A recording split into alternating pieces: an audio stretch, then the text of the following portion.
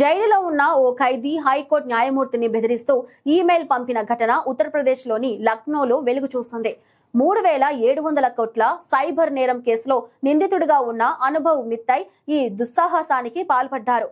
Bogus online trading కు పథకం పేరుతో 7 లక్షల మంది పెట్టుబడిదారులను మోసగించిన అనుభవ్ ప్రస్తుతం జైల్లో ఉన్నాడు.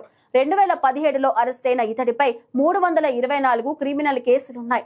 లక్నో ధర్మాసనంలోని ఓ న్యాయమూర్తిని హత్య చేయబోతున్నారంటూ అలహాబాద్ హైకోర్టు జడ్జికి అనుభవ్ ఈమెయిల్ పంపాడు. కానిస్టేబుల్ అజయ్ కుమార్ ఫోన్ నుంచి ఆ సందేశం వెళ్లినట్లు విచారణలో తేలింది. మరో ఖైదీ ఆనందేశ్వర్ను నేరంలో ఇరికించేందుకు అతడు పేరుతో ఈమెయిల్ పంపినట్లు బయటపడింది.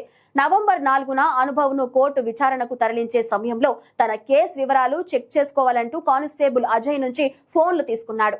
ఈ సమయంలో కొత్త మెయిల్ ఐడి సృష్టించి మరుసటి రోజుకు ఆ మెసేజ్ ఆటోమేటిక్ గా వెళ్లేలా టైమర్ సెట్ చేసినట్లు పోలీసులు గుర్తించారు. అనుభవ్తో పాటు కానిస్టేబుల్ అజయ్ కుమార్ పై ఐటీ చట్టం కింద కేసు నమోదు చేసినట్లు అధికారులు ఆదివారం వెల్లడించారు.